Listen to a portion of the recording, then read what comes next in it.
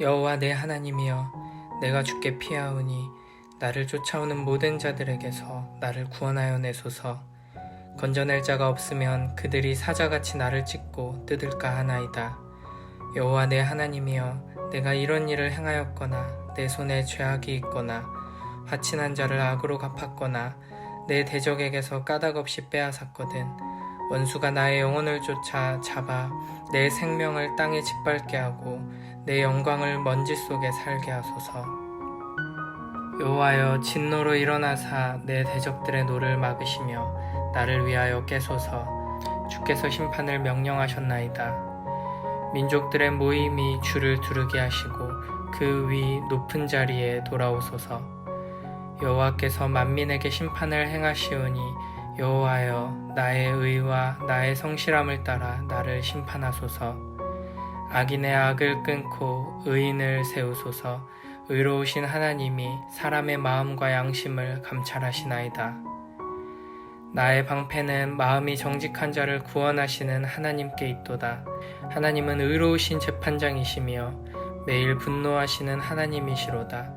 사람이 회개하지 아니하면 그가 그의 칼을 가시며 그의 활을 이미 당기어 예비하셨도다. 죽일 도구를 또한 예비하시며 그가 만든 화살은 불화살들이로다. 악인이 죄악을 낳으며 재앙을 베어 거짓을 낳았도다. 그가 웅덩이를 파 만듦이여 제가 만든 함정에 빠졌도다. 그의 재앙은 자기 머리로 돌아가고 그의 포악은 자기 정수리에 내리리로다. 내가 여호와께 그의 의를 따라 감사하며 지존하신 여호와의 이름을 찬양하리로다.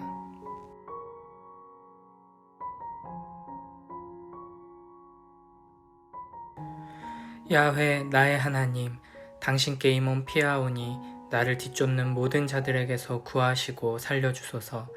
사자처럼 달려들어 이 목숨 발기발기 찢어도 살려줄 자 어디 있사옵니까? 야훼 나의 하나님, 아무려면 제가 이런 짓을 했으리이까?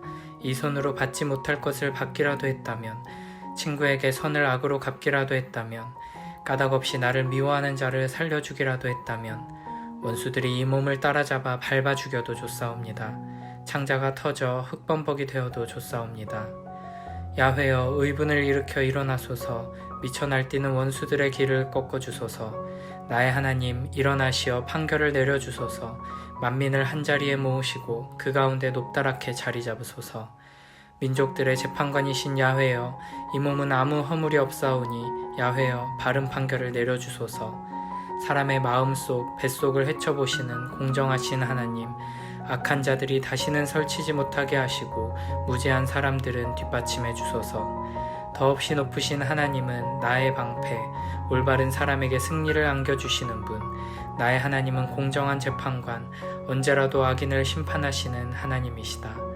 저들이 회개하지 아니하면 칼을 갈고 화살 메워 시위를 당겼다가 죽음의 칼을 들고 활촉에 불 붙여 겨누신다. 악한 생각 빚어서 몸속에 사악을 품었다가 속임수를 낳는 원수들아, 너희가 구덩이는 깊숙이 팠다마는 그 구덩이에 너희 자신이 빠지리라. 제가 꾸민 재난이 제 머리에 떨어지고 그 폭력은 제 정수리에 떨어지리라. 나 공정하신 야훼를 찬양하고 지존하신 그 이름 야훼를 노래하리라. 시편 7편의 표제를 보면 다윗의 시가연 베냐민인 구시의 말에 따라 여호와께 드린 노래라고 되어 있습니다. 시가연이라는 말은 음악적인 용어일 것으로 추측되는데요. 정확하게 어떤 의미인지는 알 수 없습니다. 그리고 구시라는 인물에 대해서도 성경에서 이야기하고 있지 않기 때문에 우리가 이 시의 내용을 가지고 추측할 수 있을 뿐인데요. 베냐민 지파 사람 구시라는 것을 통해서 우리가 알 수 있는 것은 다윗이 왕이 된 이후에 다윗을 그 왕의 자리에서 끌어내리려고 했던 수많은 시도들 중에 하나가 아니었을까 생각할 수 있습니다. 다윗을 대적한 가장 대표적인 세력이 바로 베냐민 지파였죠. 왜냐하면 사울이 베냐민 지파 출신이었기 때문입니다. 압살롬의 반역으로 다윗이 예루살렘에서 쫓겨날 때에도 베냐민 지파 사람 시므이가 다윗을 저주했고, 이제 나중에는 베냐민 지파의 세바라는 사람이 반란을 일으키기도 했습니다. 아마 표제에 등장하는 굿이라는 인물도 이제 다윗이 사울의 왕권을 빼앗았기 때문에 이제 베냐민 지파가 다시 사울의 왕권을 되찾아야 한다라는 생각을 가지고 다윗을 공격하고 다윗을 무너뜨리기 위한 여러 가지 거짓된 말들을 했던 것 같습니다. 이런 상황 속에서 다윗이 하나님께 드린 노래가 바로 시편 7편입니다. 1절 2절을 보시면 다윗은 여호와 내 하나님이여 라고 부르며 기도합니다. 다윗이 하나님을 내 하나님이여 라고 부를 수 있는 근거는 하나님께서 우리와 언약을 맺으시며 내가 너의 하나님이 되리라 말씀하셨기 때문입니다. 다윗은 이 언약의 하나님을 바라보며 하나님의 언약을 신뢰하며 기도하고 있는 것이죠. 다윗은 앞에 시편 2편과 5편에서 여호와께 피하는 자에게 복이 있다 라고 말한 것처럼 어려운 상황 속에서 다른 어디가 아니라 여호와께 피하고 있는 것입니다. 3절에서 5절을 보시면 다윗은 이제 저들이 말하는 대로 저들이 나를 비방하는 대로 내가 악을 행한 것이 사실이라면 나를 심판하셔도 된다 라고 이야기합니다. 그러니까 그만큼 저들이 비방하는 말이 거짓된 것이고 억울하다고 하나님께 호소하고 있는 것이죠. 6절에서 7절을 볼까요? 아마 다윗은 이미 왕이 되어 있는 상황이었을 것입니다.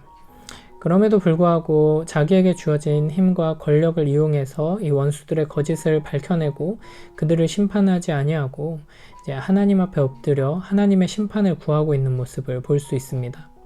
하나님께 일어나소서, 대적들의 노를 막으소서, 나를 위해 깨소서, 그 위 높은 자리, 심판자의 자리에 돌아오소서 라고 기도하고 있습니다. 다윗은 온 세상을 심판하시는 하나님께서 온 세상 앞에서 자기의 결백을 드러내 주시기를 간절히 구하고 있는 것입니다. 우리도 때로는 다윗과 같이 억울한 일을 당했을 때 누군가가 우리를 공격하고 거짓으로 못살게 굴 때 우리가 가진 힘으로 능력으로 그 거짓을 밝혀내고 공격에 대하여 대항하려고 할 때 우리가 심판자가 되거나 세상이 그들을 심판해 주기를 구할 때가 많이 있습니다. 그러나 참된 신자라면 다윗과 같이 하나님께서 우리의 억울함을 풀어주시고 하나님의 그 공의로운 심판으로 심판해 주시길 기도하고 기다리는 그런 태도를 가져야 할 것입니다. 8절에 보면 나의 의와 성실함을 따라 심판하소서라고 노래하고 있습니다. 이 말은 내가 하나님 앞에 섰을 때 아무런 흠이 없고 순결한 자다라는 것을 이야기하는 건 아닙니다. 그만큼 이 상황 속에서 대적들이 이야기하는 것이 그만큼 거짓된 이야기들이다 하는 것을 하나님 앞에 호소하며 강조하고 있는 것이죠. 원수들이 거짓말을 가지고 나를 공격하니 이 모든 것을 아시는 의로운 재판장이신 하나님께서 공정하게 판결해 주시고 심판해 주시기를 간절히 구하고 있는 것입니다. 다윗이 이와 같은 기도를 하나님 앞에 드릴 수 있는 근거 중에 하나는 다윗의 원수들이 말하는 그와 같은 일들을 실제로 다윗이 행하지 않았기 때문입니다. 때로 우리가 착각할 수 있는 것은 우리가 세상이랑 똑같이 죄짓고 범죄하고 악한 일을 행해놓고선 세상이 우리를 공격할 때 어디 감히 하나님의 자녀를, 어디 감히 교회를 공격하는가 하면서 분노하며 하나님 앞에 억울함을 표할 때가 있습니다. 다윗의 이 기도는 원수들이 비방하는 것이 사실임에도 일정 부분 사실이 가미돼 있음에도 불구하고 억울해하고 원통해하며 하나님께 구하는 기도가 아닙니다. 그렇기 때문에 우리가 다윗과 같이 원수들의 비난과 거짓된 이야기들과 공격 앞에서 하나님 앞에 공의로 심판해달라고 부르짖으려면 기본적으로 하나님 앞에서 바른 삶을 살아야만 하는 것이죠. 물론 우리가 아무런 흠이 없이 털어도 먼지 안 나는 하나님 앞에서 완전한 사람으로 살아갈 수는 없을 것입니다.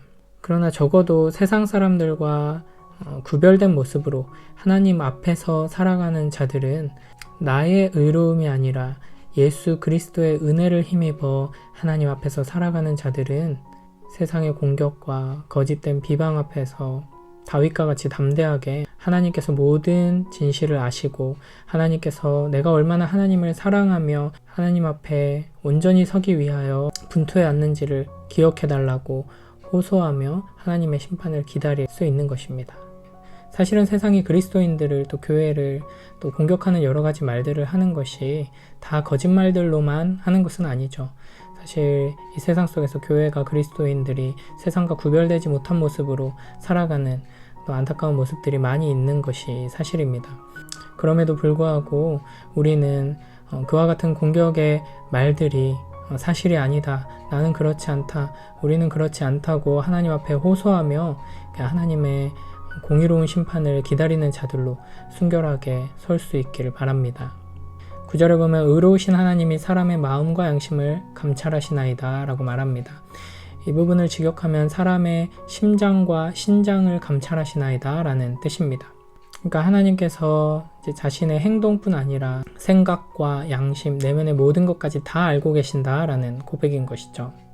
그런 하나님 앞에 살고 있음을 기억하며 결국에는 이 모든 것이 하나님 앞에서 드러나게 될 것이고 심판받게 될 것이다 라는 것을 잊지 않고 살아가는 삶이 바로 하나님을 경외하는 삶이고, 그런 자들에게는 결코 억울함이 없고 흔들림이 없을 것입니다. 10절에서 13절을 보면 하나님을 신뢰하며 하나님에 대해 고백하는 노래가 등장합니다. 나의 방패, 마음이 정직한 자를 구원하시는 하나님, 또 의로우신 재판장, 죄악에 대해 매일 분노하시는 하나님. 그렇기 때문에 죄인이 살 길은 회개하는 것밖에 없는 것이죠. 14절에서 16절을 보면 이런 하나님을 의지하며 다윗은 악인의 최후에 대해 노래하고 있습니다. 원수들이 나를 빠뜨리기 위해 함정을 깊이 파지만 그 구멍에 그들이 빠지고, 또 나에게 주려고 했던 고통이 결국에는 그들에게 돌아가고, 나에게 휘두른 폭력은 그들의 정수리로 돌아갑니다.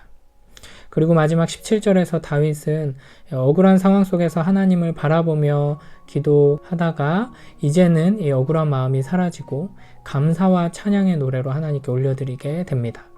나는 주님의 의로우심을 찬송하고 가장 높으신 주님의 이름을 노래하련다.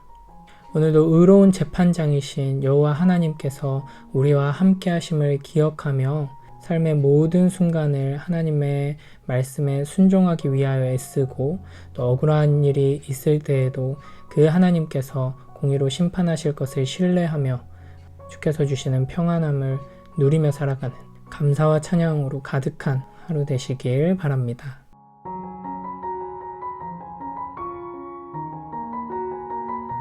주 나의 하나님, 내가 주님께로 피합니다. 나를 뒤쫓는 모든 사람에게서 나를 구원하여 주시고 건져 주십시오. 그들이 사자처럼 나를 찢어 발개어도 나의 목숨 건져줄 사람이 없을까 두렵습니다. 주 나의 하나님, 내가 만일 이런 일을 저질렀다면 벌을 내려주십시오. 내가 손으로 폭력을 행하였거나 친구의 우정을 악으로 갚았거나 나의 대적이라고 하여 까닭없이 그를 약탈했다면 원수들이 나를 뒤쫓아와서 내 목숨을 덮쳐서 땅에 짓밟고 내 명예를 짓밟아도 나는 좋습니다. 주님, 진노하여 일어나시고 내 대적들의 기세를 꺾어주십시오. 하나님, 깨어나셔서 판결을 내려주십시오. 문 민족들을 주님 앞으로 모으시고 주님께서는 그 높은 법정으로 돌아오십시오. 주님께서는 문 백성들을 판단하시는 분이시니 내 의와 내 성실함을 따라 나를 변호해 주십시오. 악한 자의 악행을 뿌리 뽑아 주시고 의인은 굳게 세워 주십시오. 주님은 의로우신 하나님, 사람의 마음속 생각을 낱낱이 살피시는 분이십니다.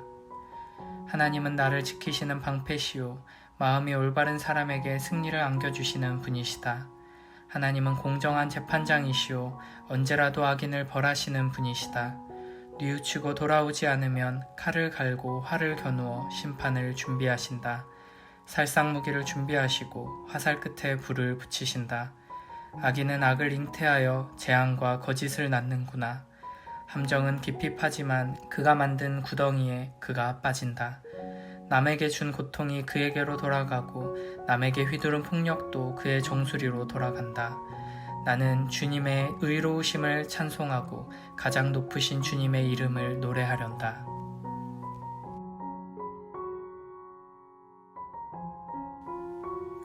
하나님, 하나님, 추격이 극심하여 죽을 힘 다해 죽게 피합니다. 저들에게 붙잡히면 나는 끝장입니다. 사자처럼 사나운 적에게 갈기갈기 찢겨 숲으로 끌려가게 될 것입니다. 찾느니 기억해주는 사람 없이 버려지고 말 것입니다. 하나님, 저들 말대로 내가 친구를 배신하고 원수들에게 바가지를 씌웠다면, 정말로 내 손이 그렇게 더럽다면 저들이 나를 붙잡아 깔아뭉개게 하시고 나를 진흙탕에 처박게 하소서. 하나님, 일어나소서. 광포한 원수들에게 주님의 거룩한 분노를 쏟아내소서. 하나님, 깨어나소서. 나를 고소한 자들이 법정을 가득 메웠습니다. 지금 판결을 내리실 때입니다. 재판석에 좌정하시고 주님의 법봉을 두드려 나에 대한 거짓 고소를 기각하여 주소서. 나는 준비되었습니다. 주께서 무죄 판결을 내리시리라 자신합니다. 하나님, 악인들의 악을 끝장내시고 우리에게 주님의 명령을 공표하소서. 주님은 우리 인생을 단련시키시는 분, 우리의 약한 곳을 살펴 헤아리시고 우리의 거친 곳을 깎아 다듬으시는 분, 주께서 바로잡으시고 붙들어 주시니 이제 내가 강건하고 안전합니다. 존귀하신 하나님은 매사를 올바르게 행하시는 분, 그러나 언제라도 노여움을 터뜨릴 수 있는 분, 아무도 빠져나가지 못한다. 하나님께서 이미 행동에 돌입하셨다. 숫돌에 칼을 가시고 활을 메워 시위에 화살을 얹으시며 손에는 흉기를 드셨다. 화살마다 불이 붙어 이글거린다. 보라, 저 사람을 죄와 간통하여 악을 잉태했구나. 오, 보라, 악의를 낳았는데 거짓을 낳았구나. 날마다 삽질하며 저 곱게 뻗은 외길 밑에 함정을 파고 은폐하는 저자가 보이느냐. 돌아가 다시 살펴보아라. 거기에 거꾸로 처박힌 채 바람결에 흔들리는 두 다리가 보이리라. 남에게 끼친 해악은 맞불이 되어 돌아오고 남에게 가한 폭력은 부메랑이 되어 돌아온다. 나 모든 일을 바로잡으시는 하나님께 감사하리라. 지극히 높으신 하나님의 명성을 노래하리라.